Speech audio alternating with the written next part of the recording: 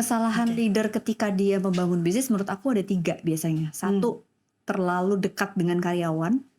Oke. Yang kedua, terlalu banyak curhat sama karyawan. Itu which is nggak perlu. Oke. Kadang kita keceplosan, aku juga seperti itu. Terus yang ketiga, kita suka nggak enakan ketika kita ngasih masukan ke karyawan. Pertama tuh kita perlu kenali dulu diri kita. Oke. Kenapa kita nggak cocok nih ngobrol sama orang ini? Jangan-jangan refleksinya adalah kita nih memang ada cara komunikasi kita yang harus diperbaiki dulu. Karena Oke. fokusnya kan bukan ke hal yang di luar kendali ya. Cara dia ngomong nggak bisa kita rubah dong.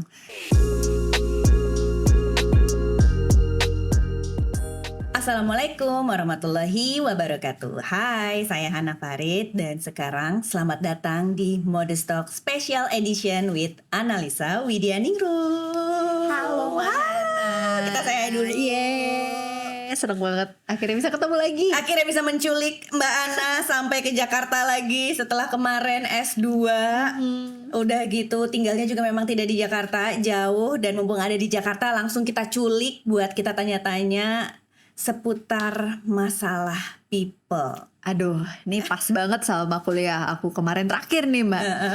Jadi semoga bisa membantu dan tercerahkan ya. S2-nya ngambil apa tuh? Iya kan dulu aku di UGM ngambil klinis yang dulu waktu 2011. Terus kemarin aku ambil lagi yang organisasi. Jadi kayak ngebahas work psychology, gimana sih sebenarnya psikologi di area organisasi gitu. Work psychology. Apa Yes. kabar Mbak Ana yang sudah kembali? Alhamdulillah baik Mbak. Masih Loh, jet lag gak setelah sekolah terus balik lagi kerja? ini adalah sibuk yang dirindukan.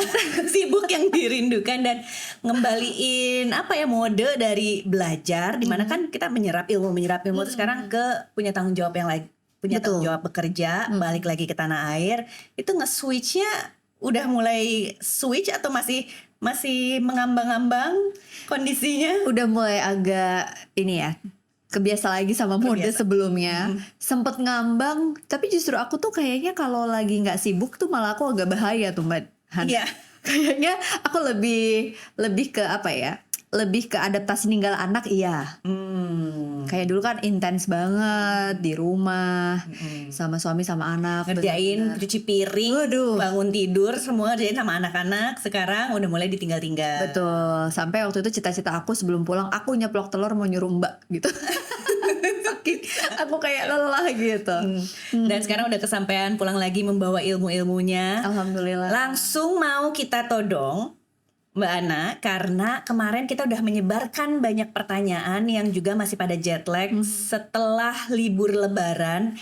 Ini setiap tahun dialami sama banyak brand, dimana biasanya di lebaran itu adalah fasenya kalau buat ibu rumah tangga ditinggal sama ART. Drama ya. Ya, kalau untuk para pebisnis dan entrepreneur, terutama di modus fashion, biasanya habis lebaran diambil THR-nya, udah gitu timnya pada bubar dan mengembalikan semangat tim yang habis libur lebaran panjang, habis lari maraton saat mengejar koleksi lebaran, kan itu habis-habisan tuh ya koleksi lebaran. Iya, iya. Nah sekarang buat balik lagi ke kerja, balik mengembalikan semangatnya lagi. Nah kemarin kita sampai menyebarkan pertanyaan, bagaimana cara-cara mereka untuk mengembalikan semangat bekerja. Di sini Wow. udah ada list pertanyaan yang udah kita kumpulkan secara online. Oke. Kita akan tanya sama Mbak Ana, kita coba jawab dan kita bakalan sharing apa aja yang udah aku dengar juga curhatan dari para brand. Oke, ini aku sambil belajar juga nih ya. Karena sebagai business owner tuh kan kayak teori yang kemarin dipelajari tuh kadang di lapangan juga susah untuk ya. diimplementasikan. Tapi kita coba ya. Oke, kita coba ambil. Ini aku ambil Ini. tuh bahan ambil. Boleh. Dua-duanya Mbak Ana ya. ambil. Oke, sila ya. Semoga nanti bisa menjawab pertanyaannya.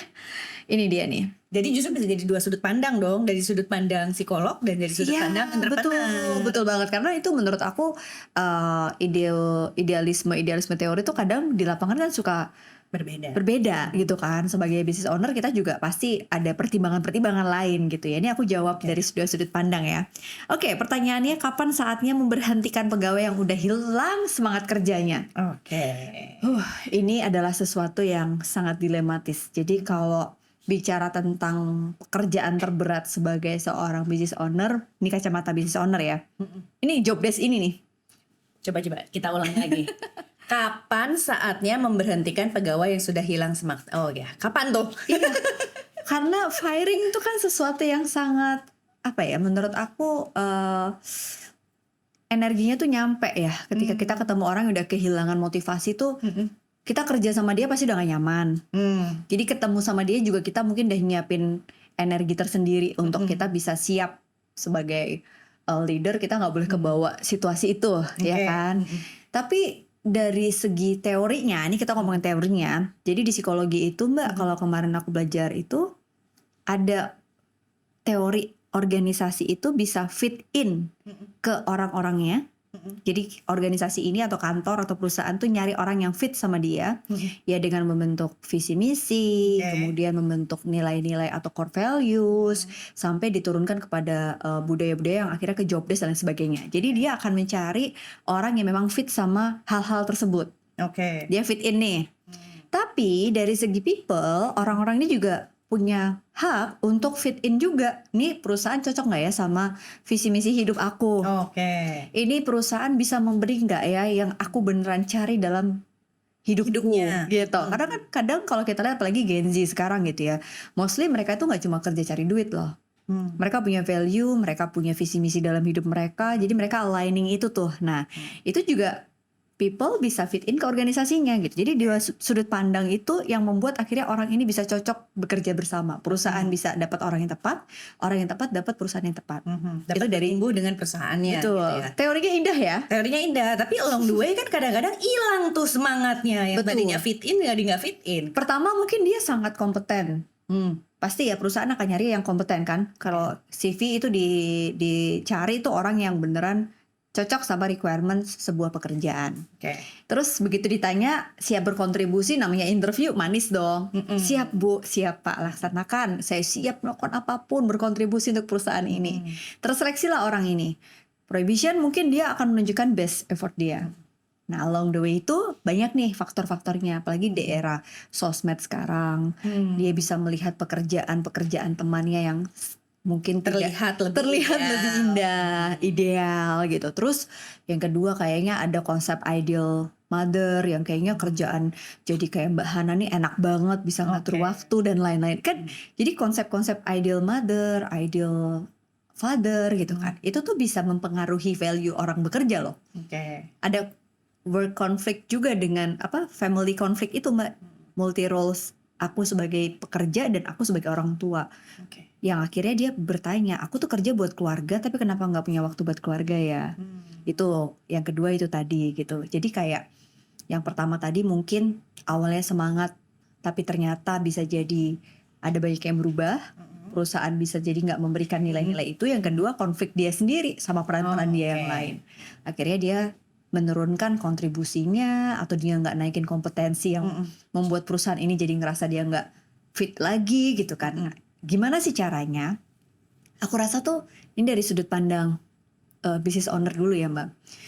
Aku merasa bahwa jangan pernah memaksa orang ini cocok untuk kerja sama perusahaan kita kalau kita udah ada 1-2 hal yang sifatnya prinsipil nggak sesuai sama value perusahaan. Jadi jangan pernah, ini business owner ya, dari pengalaman aku pribadi gitu ya, hampir 10 tahun bangun perusahaan kecil PDC Indonesia ini ups and down dan keluar masuk orang tuh aku berprinsip belajar punya prinsip baru. Dulu aku nggak tega banget Mbak mencat orang, aku nggak tega banget ngeberhentiin, bahkan sampai sekarang sih sebenarnya. Tapi ternyata kita kalau mau perusahaan ini maju, kita juga harus mau orang ini tuh maju. Kalau orang ini nggak mau maju, kita tanya dulu, kita udah kasih kesempatan dia maju belum? Gitu Mbak. Jadi kita bisa analisis dulu nih dia itu kehilangan semangatnya tuh kenapa? Either memang perusahaan gak support apa yang dia cari, atau dia memang gak bisa, udah dikasih semuanya sama perusahaan tapi dia memang gak perform gitu. Ya gak bisa perform. Kalau memang ternyata perusahaan udah kasih dan dia gak bisa perform, disitulah saat yang tepat. Berarti memang kita udah nggak fit lagi sama orang ini. Jadi kata kuncinya antara di proses pertumbuhan itu ya. Iya. Ketika yang fit in tadi ya. Betul. Kalau misalnya antara perusahaan dan karyawannya udah tidak lagi bisa bertumbuh bersama, udah nggak connect lagi, memang harus direlakan ya. Menurutku seperti itu. Itu bagus untuk perusahaan dan bagus untuk orang itu juga. Karena bayangin hidup kita tuh berapa persen sih Mbak untuk bekerja? Lebih dari 50%. Kalau orang ini nggak menemukan semangat, ya dia kehilangan semangat hidup loh. Karena mostly pekerjaan itu adalah hidup kita kan. Kalau kita kehilangan semangat kerja, kita kehilangan semangat hidup. Kan Oke. kasihan kita membiarkan orang ini tidak punya semangat hidup dan bermakna Kita dalam hidupnya. mencari dia masih ada semangat gak ya? Kadang-kadang pas ditanyain, enggak aku masih semangat gitu. Aku masih semangat. Ternyata dicoba sebulan, dicoba 2 bulan gak semangat. Berarti perusahaan sudah harus berbesar hati buat kayaknya nggak ada deh semangatnya gitu. Betul, Dan that's let right. go gitu. That's why perlu ada sistem. Ini aku juga baru belajar. Mau perusahaan sekecil apapun, sistem itu penting. Ini yang kemarin oleh aku sekolah tuh ya. Tadinya kan aku tuh sangat people banget ya. Jadi aku nggak mikirin sistem. Jadi pendekatannya individual gitu-gitu. Ternyata mendampingi beberapa organisasi besar, sistem itu membuat kita bisa jadi fit in sama orang gitu Mbak. Orang jadi fit in sama kita. Sistem apa sih? Mulai dari rekrutmen. Oke. Udah harus jelas dulu nih rekrutmennya benar-benar, kalau kita rekrutmennya prosesnya benar, sistem. Misalnya kayak toolsnya apa aja yang digunakan. Apakah betul-betul sudah jelas nih kompetensi levelnya, itu kita mau pakai tools apa untuk mencari ini. Nah kalau rekrutmen prosesnya udah benar, masuklah ke proses development.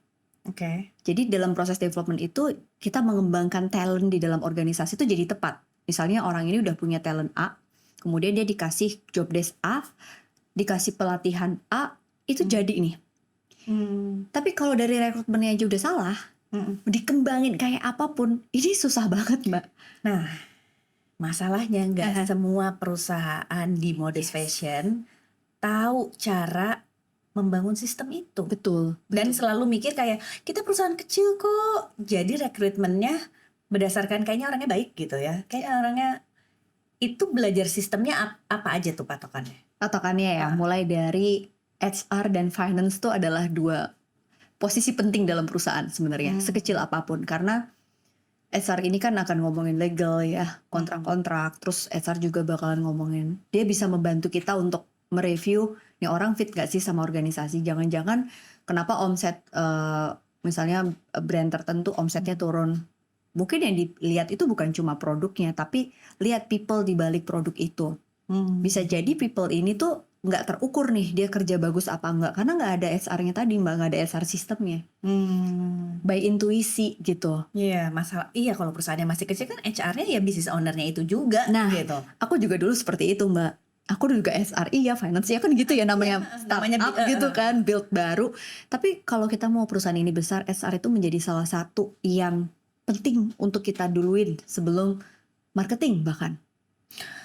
Kalau menurut aku ya, setelah aku belajar kemarin gitu. Karena dari semua proses bisnis, dan aku mendengar para entrepreneur juga, inovasi, produksi, promosi itu tuh tidak sesusah people management.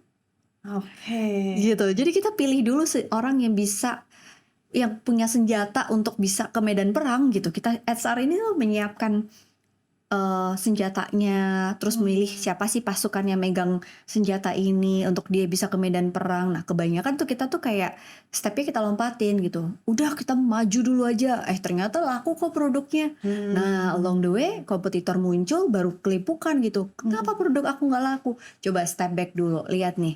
Jangan-jangan harus ada review lagi orang-orang yang di medan perang ini jadi nggak relevan sama persaingan sekarang gitu. Itu fungsinya HR. Terus finance itu menurut aku juga jadi penting karena dia akan, ya Mbak Ana pasti lebih paham lah ya dengan pengalamannya. Dia akan mereview kan.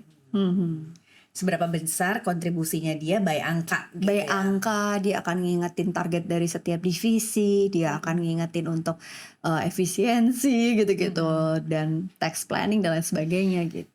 Oke, jadi balik lagi ke pertanyaan, ternyata banyak ya. Nah itu tadi development tadi ya. Kapan saatnya memberhentikan pegawai yang udah hilang semangatnya ketika sudah tidak lagi fit in? Dilihat dari semangat kerjanya dan dilihat dari sistem yang udah dari company, juga dilihat dari sistem dan finance yang sudah tidak lagi bersinergi gitu ya, antara keuntungan dan kontribusi gitu ya. Betul. Jadi ya kita harus mengikhlaskan lah. Mengikhlaskan. Ternyata jadi business owner juga harus berbesar hati untuk mengikhlaskan orang yang sudah tidak lagi berjalan bareng ya. Walaupun dalam sistem HR tadi kan ada yang pertama rekrutmen, yang kedua development, yang ketiga itu adalah retain. Oh ini retain ada lagi. Nah, retain ini kalau kita udah nemuin orang yang fit sama perusahaan kita, nih orang tuh kompeten, kontribusinya bagus, dia sesuai banget sama militan banget lah, mungkin DNA-nya di black gitu tuh dia nama Sama perusahaan perusahaannya. gitu. Pertahankan dia.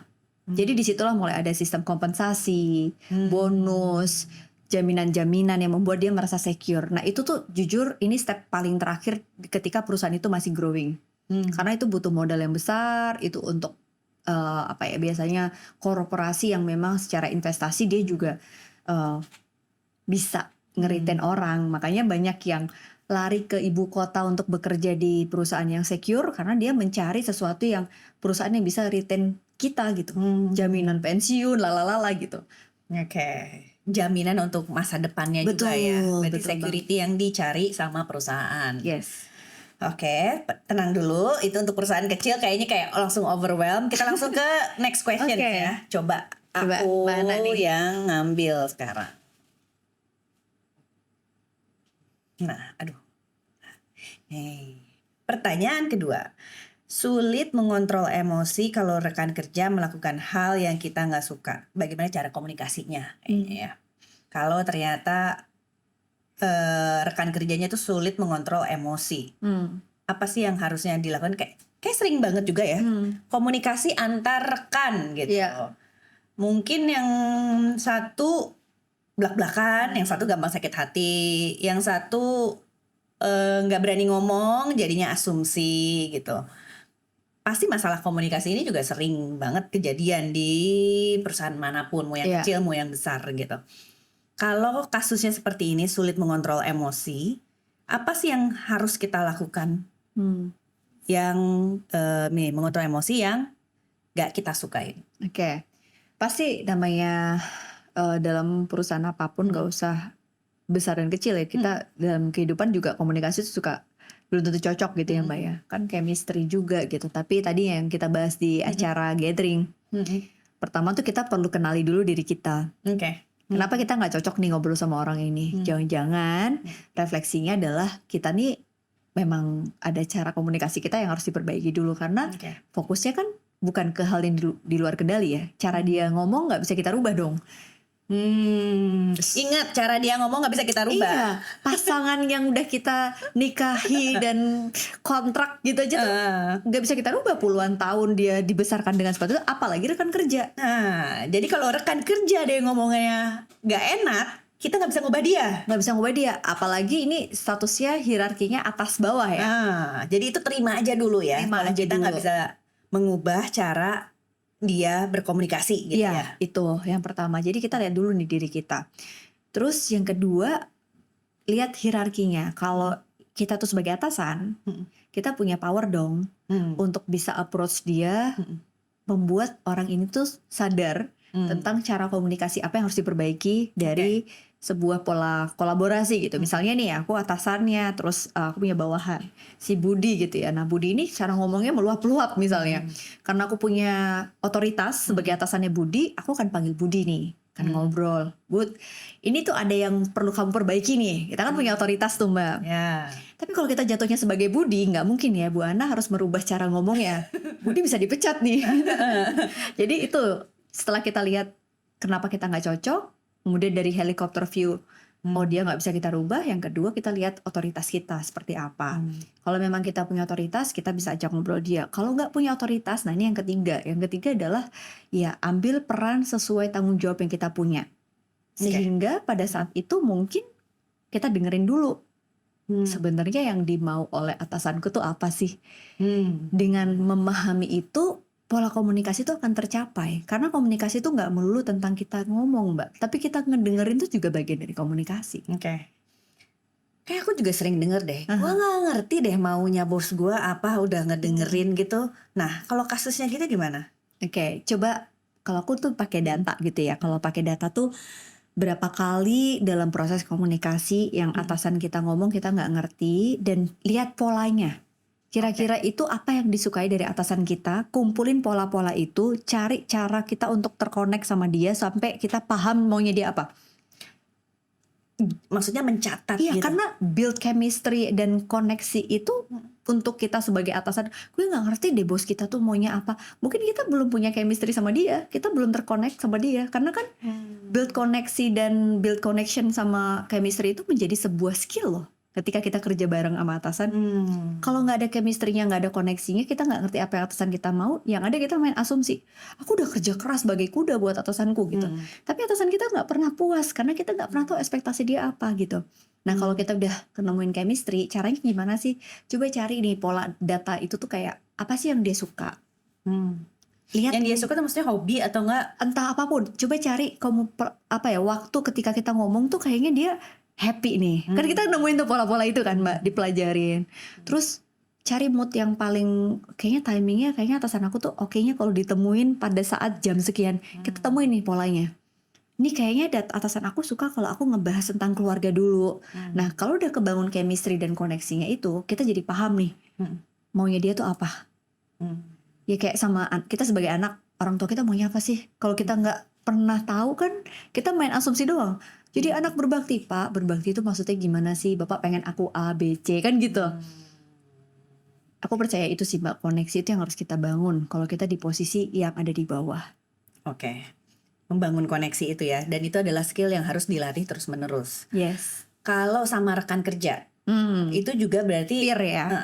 Peer ini lebih enak sebenarnya karena kita jadi bisa lebih terbuka dan nggak ada otoritas tertentu kan Mbak. Jadi ya cari momen yang paling pas untuk kita menyampaikan dengan bahasa yang sangat tepat. Kadang-kadang kan kita bisa jadi ngomong dengan tertata nggak cocok buat si A. Jadi memahami polanya dia tuh kayaknya gimana ya cara aku menyampaikan itu ke dia. Jadi di samping kita tuh harus spend waktu mengerjakan tugas, kita juga harus mau nggak mau spare energi dan waktu buat bangun koneksi itu. Itu yang sebenarnya paling PR dan berat dalam sebuah bisnis proses nggak sih Mbak? Iya ya, apalagi sebagai business owner, jalin koneksi ke tim, eksternal, jalin koneksi ke klien, jalin koneksi ke community. Betul. Itu sesuatu yang menurut aku nggak semua orang bisa punya. Dan kalau ada yang bilang enaknya jadi business owner, yes. Pada saat dia sudah bisa mengelola itu semua gitu. Tapi untuk sampai di situ tuh coba deh nanya sama business owner, gimana cara dia manage waktu, energi gitu-gitu ya. Itu yang menurut aku part paling challengingnya ya. Oke, next question Mbak Ana. Oke, seru ya. Dari dulu kalau ngobrol sama Mbak Ana pasti selalu gitu deh. Jangan pernah kasih durasi. Jangan pernah kasih dulu. Oke, udah nyaman kumpul sama keluarga, anak suami, tiba-tiba harus kerja lagi. Ini kayaknya momen lebaran penting ya kemarin. Aku banget sih Mbak, abis sekolah. Wah ya, walaupun mendukung. Yang paling enak tetap dibikinin telur ceplok sama orang gitu ya. Duit datang sendiri. Aduh indah banget kayak di sinetron sama Instagram ya. Oke, aku tuh selalu percaya bahwa tiap orang tuh punya alasan yang paling kuat ketika dia mutusin buat bekerja ya. Tentu uang itu basic need kita buat survive ya, survival needs-nya ya memenuhi kebutuhan finansial. Tapi the more we have and the more we want tuh kayak aku jadi kayak film Aladdin ya, percaya banget gitu kayak nggak pernah cukup. Makanya nggak bisa cuma uang doang yang jadiin alasan untuk kita semangat kerja lagi. Aku biasanya selalu menyatukan ini nih, kalau lagi ngisi training atau konseling tuh aku minta seseorang itu dengan uang itu tuh kamu punya meaning apa nih? Oke. Kamu memainkan peran apa? Ya aku tuh merasa bermakna Mbak ketika uang itu aku kasih ke orang tua. Aku merasa bahagia jadi anak berbakti misalnya gitu. Oh berarti ada calling nih yang membuat kita mau kerja. Itu yang diingat-ingat. Terus itu kalau tadi orang tua. Anak, ketika kamu punya uang nyekolahin anak di sekolah yang bagus, rasanya gimana? Aku bahagia banget anakku bisa dapat fasilitas yang baik supaya dia masa depannya bagus lalalala. Wah, jadi orang tua. Jadi peran-peran itu yang kita ingat sehingga pada saat kita lagi nyaman-nyamannya sama keluarga itu jadi kayak motivasi yang paling kuat. Itu yang pertama, yang kedua support system sih. Gitu. Jadi walaupun misalnya kayak memulai kembali kerjanya memang alasannya karena uang, harus cari ekstra uang, tapi diputer gitu ya motivasinya. Iya. Jadi tentang kebermaknaan tadi. Kebermaknaan tadi gitu. Jadi walaupun emang mau cari uang lebih gitu, tapi misalnya kebermaknaan untuk bisa liburan sama keluarga, Betul. kebermaknaan untuk bisa misalnya umrohin orang tua Betul. gitu ya. Atau misalnya uang udah nggak jadi alasan utama, udah kayak Ya itu sih enak banget. tapi Tapi kan kenapa? biasanya driven awalnya uang Nah, kan. betul. Kalau di level itu dia kebermaknaannya udah di level yang ini the next level sih Mbak kayaknya. Ini dia mikirin orang lain. Membuka lapangan kerja, bermanfaat buat orang lain. Nah, gitu-gitu Yes, sih. yes. Itu yang menurut aku tuh juga menjadi salah satu cara kita untuk ingat motivasi. Nah, kalau lagi nyaman-nyamannya kerja ini kan yang paling susah membangun support system Mbak yang kedua tuh. Gimana kita set up lagi kita bisa tenang kerja kalau anak kita, kalau rumah dipegang sama A, B, C kan gitu ya. Oh ya. Apalagi sini dibilang udah nyaman kumpul sama keluarga ya. Iya. Jadi kayaknya berat buat tinggalin anak sama asisten. Betul, support gitu. system tuh penting. Dan terakhir nih aku pengalaman pribadi ya, kemarin aku ngobrol kayak sama mereka gitu, kayak maksudnya mereka juga perlu siap-siap karena nggak cuma kita loh yang beradaptasi, tapi anak, suami juga beradaptasi. Jadi kayak obrolan simple, besok pulang ke Indonesia mama kerja lagi loh kayak kemarin gitu-gitu. Jadi mereka sudah punya persiapan gitu. Oke, terus Aku akan ditinggal-tinggal lagi. akan ditinggalkan lagi. Seperti hari ini. Kira-kira apa yang mereka harapkan? Oke. Kira-kira kamu butuh apa kalau situasinya berubah? Itu yang perlu kita capture sih Mbak. Dan itu menurut aku nggak bisa sekali dua kali ngobrol. Kita mengcapture-nya dalam beberapa momen. Oke.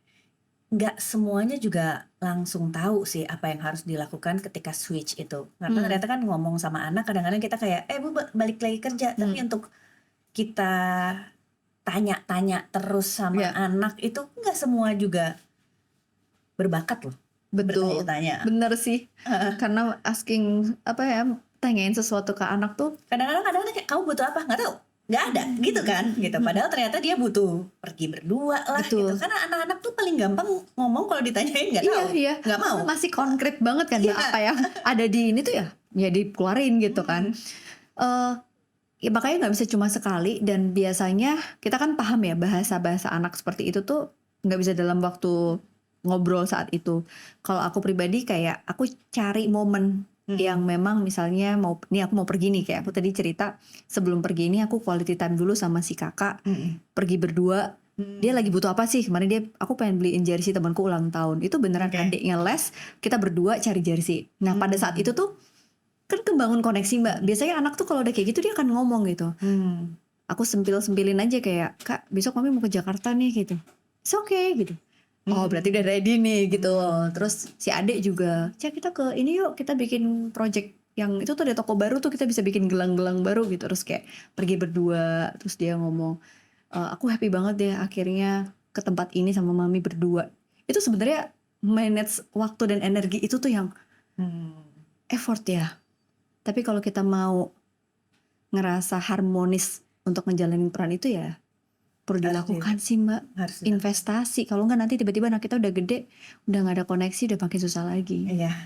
Kalau ngomongin anak benar ngomongin anak terus kadang-kadang ya anak udah tambah gede, kadang-kadang interest mereka tuh kita kayak aku nggak ngerti, tapi kita kayak harus berusaha tertarik. Kayak anakku yang kedua suka banget ngomongin bola, kayak ini udah ngoceh kayak nggak ngerti gitu kayak tapi kayak oh iya kayak oke pasang muka pura-pura antusias. Tapi dia tahu kok ibunya memang nggak ngerti. Emang iya benar, emang mau dicoba kayak gimana tuh ya yang penting dia ngoceh aja deh gitu. Benar-benar. Oke, next question. Oke, Mbak Nabil. Yang paling bawah. Ada nih. Bagaimana menghadapi orang yang terus-terusan menyalahkan diri, tapi diajak komunikasi sulit? Ini dalam tim ya? Draining sih, bacain gini aja kita udah bayangin orangnya udah capek ya. Tadi kan kita training ya. Sebenarnya ada satu pertanyaan juga yang aku pengen tanyain. Tadi kita training event sebelumnya tentang karakter DISC itu. Tadi kan dominan, influence, S, steadiness, dan C-nya yang conscientious. Terus kan ada yang jawaban yang ada satu karakter yang malas berdebat, Jadi steady itu tadi ya. steadiness ya, malas berdebat, kayak ya udah adem ayem, Ya. pengennya adem ayem aja, malas berdebat. Setuju nggak sih orang Indonesia banyak yang kayak gitu? Dan Muslim banyak yang kayak gitu. Iya. Karena kita dibesarkan buat daripada konflik mendingan diem. Iya. Karena kan Dan ini menjawab loh, hadapi orang terus-menerus menyalahkan diri sendiri. Iya betul. Jadi menarik nih Mbak, kebetulan banget tuh kemarin aku tertarik dengan budaya kolektivisme itu menjadi salah satu interest riset waktu S2 kemarin gitu. Jadi aku ngebahas tentang leadership. Kalau seorang pemimpin itu sudah baik, artinya dia benar-benar kayak sangat visioner, dia sangat bagus banget lah kepemimpinannya. Apakah menjamin si orang yang di lead oleh leader tersebut tuh bisa memiliki kesejahteraan psikologis yang bagus juga? Apakah dia happy ketika kerja? Ternyata tidak melulu seperti itu gitu. Oke. Ada satu hal yang sangat mempengaruhi jadi mediatornya, yaitu tergantung si orang itu punya psychological capital atau modal psikologis yang kuat. Kayak kalau misalnya orangnya nggak punya harapan kerja lagi Mbak, mau pemimpinnya sebagus apapun, itu kan nggak akan punya harapan yang akan ngerasa kurang terus lah pekerjaannya. Dia nggak punya motivasi, nggak akan ini. Nah, apa sih korelasinya? Ternyata salah satunya adalah terkait dengan budaya kolektif tadi gitu. Karena pemimpin yang bagus di tempat kita gitu ya, kecenderungannya adalah dia sungkan untuk bisa menyampaikan input kepada bawah. Budaya timur itu cenderung negara budaya timur yang menjunjung nilai-nilai kebersamaan, nilai-nilai apa yang dipegang sama orang lain tuh itu yang dijunjung tinggi, kolektif kan itu. Jadi akhirnya mengesampingkan kebutuhan pribadi dia. Kolektif apa namanya? Kolektivisme, kolektif. Jadi kayak ada kolektif. Jadi kalau majority berkata A, dia cenderung buat ya biar menghindari konflik. Jadi ya udah deh ikut-ikutan. Konformitas gitunya tinggi gitu kolektivisme ini. Jadi kayak cenderung ya masyarakat yang kita kan kalau bahasa Jawa tuh serawung ya Mbak. Serawung tuh kayak apa ya, suka berkumpul kan gitu kan Indonesia. Yang aku lihat kemarin ketika aku sekolah di UK itu kan Mbak baru hai, kayak kita jangan baper gitu, kayak hi love gitu kan, you right gitu kan, udah mau jawab ya aku baik-baik aja, enggak you right, habis itu dia kabur gitu. Jadi cuma basa-basi busuk aja.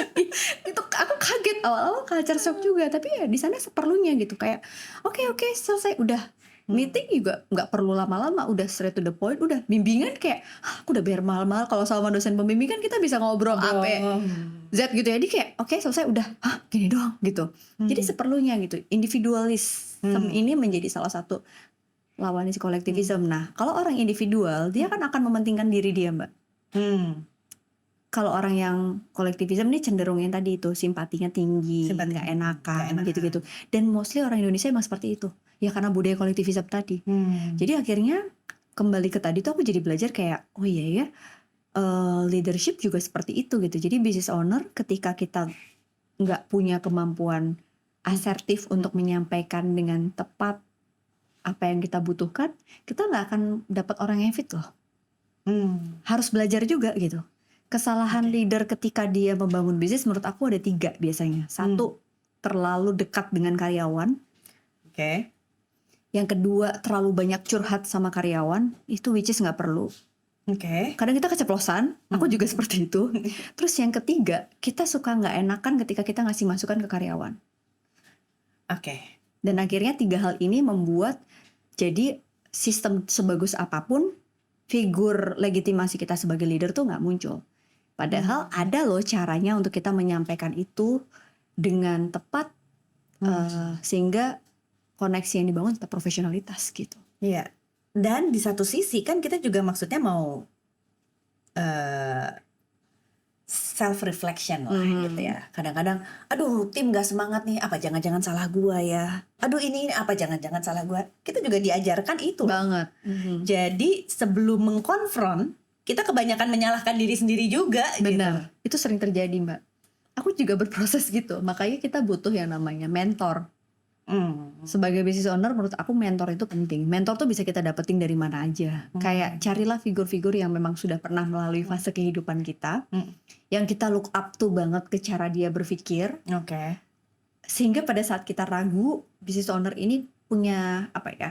Itu yang Mbak Ana lakuin? Iya. Kalau misalnya udah mentok, aku udah di kebimbangan nih, Betul. ini antara gua harus nyalahin diri gua sendiri atau gua harus bersikap tegas buat Iya, ngomong sama tim benar. gitu. Karena kadang ketika kita nggak punya apa ya Mbak, mentor tadi tuh cakrawala apa ya, Eh, mindset dan ini kita tuh sempit gitu.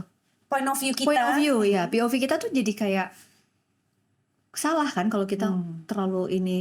Makanya perlu ada penyeimbang gitu. Oke, aku memang kurang di sebelah sini, tapi kayaknya aku juga perlu menyampaikan ini nih.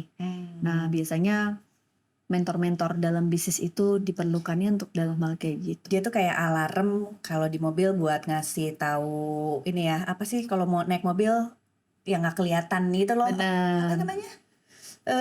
Kalau naik mobil terus ada apa aku namanya? juga- Kalau naik mobil mau ini belok udah malam kiri. nih.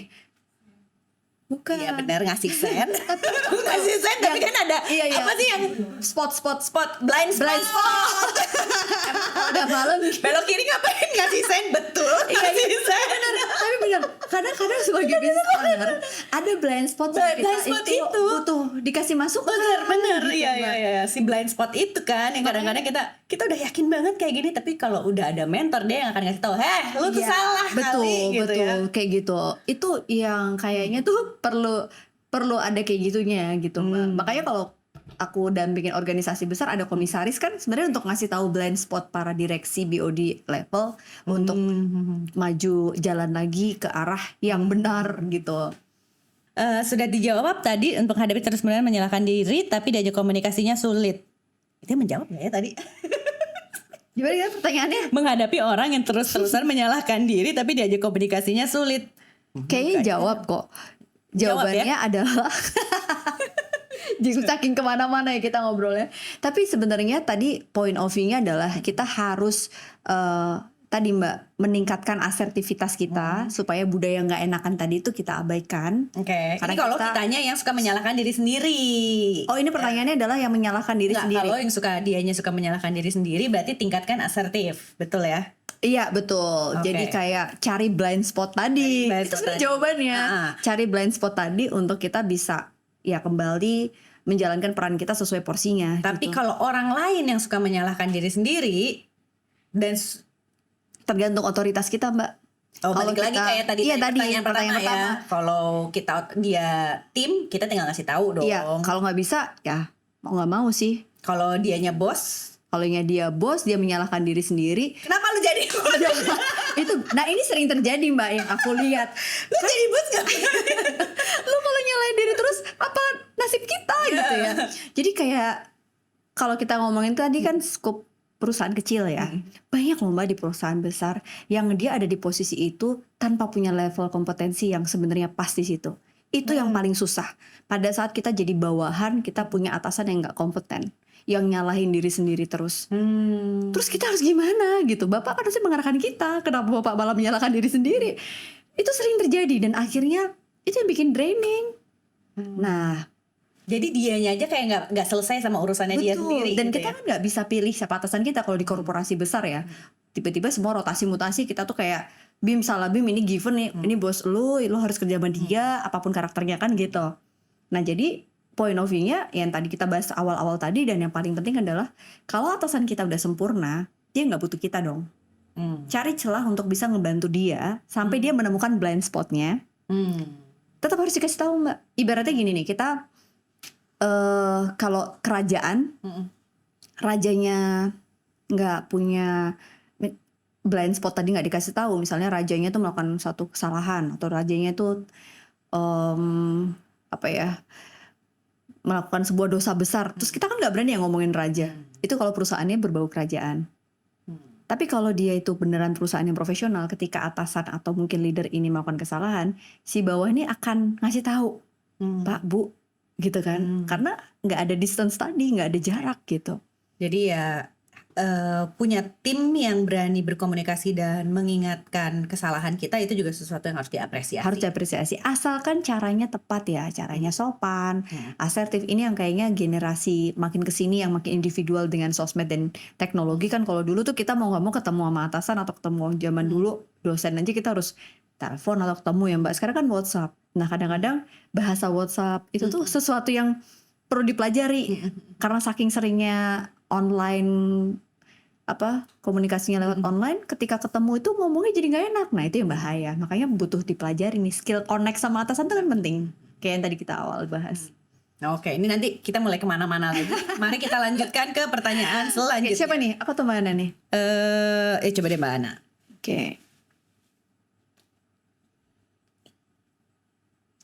Tim kerja nggak melihat visi atau masa depan yang sama dengan kita.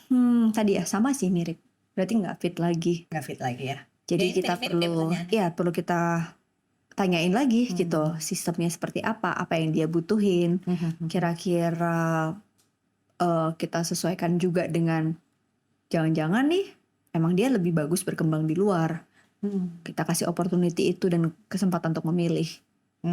Tapi kalau di perusahaan besar kan nggak bisa mencat orang ya. Bisa Makanya sih, cuma dapat jarang banget pesangon aja. Apalagi Makanya- yang udah kerjanya lama. Makanya pentingnya rotasi mutasi itu kan bagian dari development orang, Mbak. Jadi rotasi itu kayak penting. Misalnya dia udah nggak perform di sini, nggak sevisi. Bisa jadi bukannya nggak sevisi, tapi mungkin dia bosen, challenge-nya kurang. Jadi anxiety itu bisa muncul pada saat dia itu challenge-nya terlalu tinggi, kompetensinya nggak support, atau sebaliknya. Dia terlalu kompeten. Sering nggak nemuin gitu, Mbak? Sering, bahkan ada timnya aku juga yang dulu nggak suka kerja di tempat yang lama karena kayak dikasih kerjaannya terlalu nggak men-challenge pemikirannya dia, akhirnya dia keluar. Betul. Dan itu ya Karena basic needs-nya manusia juga pengen bertumbuh. aktualisasi dong. ya kan, Aktualisasi. bertumbuh, berkembang. Nah itu dia sih, itu yang kayak menurut aku juga perlu dikomunikasikan supaya perusahaan juga paham. Dan bisa jadi perusahaan itu kan fase perusahaan beda-beda ya Mbak ya. Oh ternyata fase perusahaan ini belum bisa memenuhi needs-ku. Ya bukan berarti perusahaannya salah, karena banyak loh yang mau kerja di situ. Berarti nggak sesuai aja sama Nggak fit in fase. aja, benar. Nggak fit in itu tadi. Oke, pertanyaan selanjutnya, apa red flag pegawai yang udah nggak bisa ditolerir? Toxic. Oh, Kalau itu benar. dia udah nggak mempengaruhi orang lain. Kalau dia nggak suka sama kerjaannya, terus dia ngomong ke timnya. Betul, itu yang paling red flag sih. Aku selama kompetensinya dia belum bisa sesuai dengan kapasitas kita yang kita pengenin masih oke, bisa kita tolerir. Mungkin butuh waktu, butuh chemistry, butuh jam terbang ya kan. Karena kita juga dulu nggak bisa ujuk-ujuk langsung bisa kan Mbak. Betul. Tapi kalau udah mulai bad influencer ke tim itu udah red flag sih menurut aku. Ada nggak sih ciri-ciri pegawai toksik? Udah nggak produktif, udah nggak kolaboratif. Oke. Terus dia udah mulai izin terus, alasannya udah macem-macem. Terus kayak izinnya tuh nggak beralasan ya, mungkin kalau izin sekali 2 kali, tapi ini kayak rutin gitu. Kayak dia udah nggak punya semangat kerja dan hidup lagi. Oke. Terus yang paling ini lagi adalah dia udah mulai kayak ada gosip-gosip di kantor di belakang kita, backstabbing. Itu menurut aku udah red flag sih. Nah, mendingan bayar pesangon deh ya daripada. Aku pernah melakukan itu dan kayak nggak perlu aku buka di depan orang itu, nggak perlu aku buka di depan tim, tapi kita kan sebagai business owner ngerasa ya gitu ya. Jadi ternyata setelah itu tuh malah hubungan kita jadi lebih baik.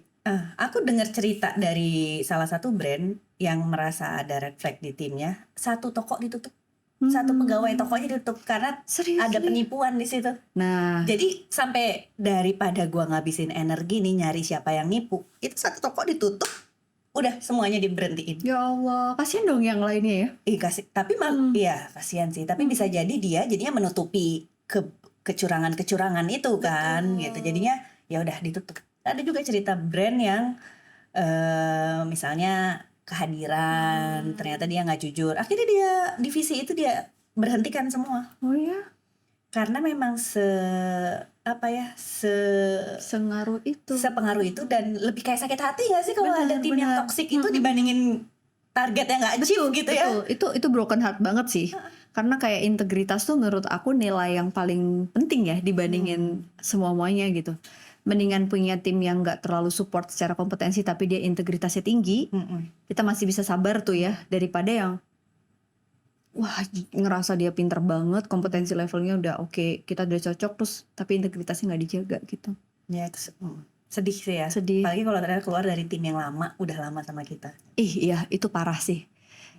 Tapi prinsip aku adalah tadi bisa jadi nggak fit, bukan dia jelek, bukan kita yang jelek, karena nyalahin perusahaan dan diri kita tuh juga bikin kita nggak move on ya. Perlu belajar kenapa kita bisa melahirkan orang seperti ini. Mungkin nggak 100% serta-merta karena kesalahan dia, Mbak.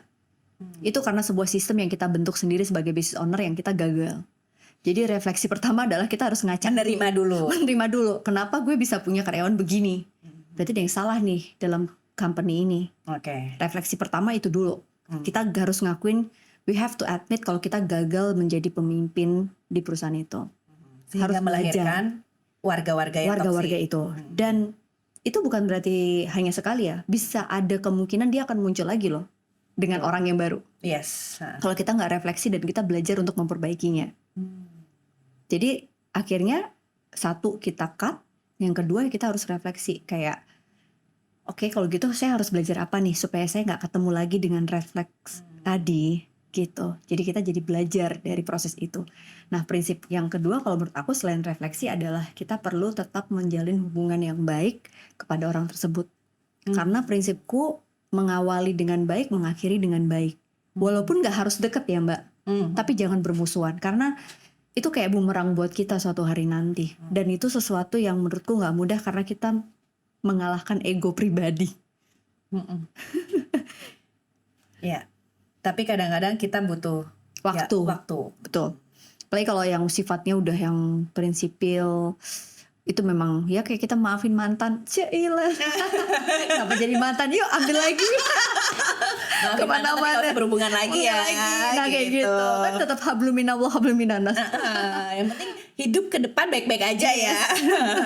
Ada juga soalnya mantan karyawan, mantan itu maksud aku. mantan tim, Iya. mantan ya itu cukup tahu, cukup oke. tahu. Tapi kita nggak berlanjut lagi ya. Betul, nggak perlu ada dalam circle dekat juga karena kan itu juga draining dan irritating juga ya kalau kita maksa harus baik sama orang ini. Betul. Berarti tidak bermusuhan. Nah, berhubung waktunya sudah semakin mepet, ini pertanyaan-pertanyaannya kita simpan. Semoga ada kesempatan di lain waktu. Dan sayangnya nih, kita harus menutup dengan 6 pertanyaan. Nanti kita lanjutin di channel analisa ya. Boleh yuk. Nanti di channel analisa kita jawab pertanyaan sisanya atau kita ngobrol dengan tema yang lainnya ya. Mungkin dengan POV Mbak Hana, Esen. Mbak Hana gitu ya. Dengan pengalamannya yang banyak banget itu Amin. kita jawabin pertanyaan ini ya. Oke, siap. Kalau gitu Mbak Ana, terima kasih Sama-sama, ya Mbak Hana. sudah ada di episode spesialnya Modest Talk. Selamat menikmati Jakarta di sisa waktu beberapa hari ini. Semoga kembali ke Jogja dengan suasana yang lebih fresh. Dan sampai jumpa di event-event selanjutnya. Saya Hana Farid. Saya analisa, pamit dulu. Pamit dulu. Wassalamualaikum warahmatullahi wabarakatuh.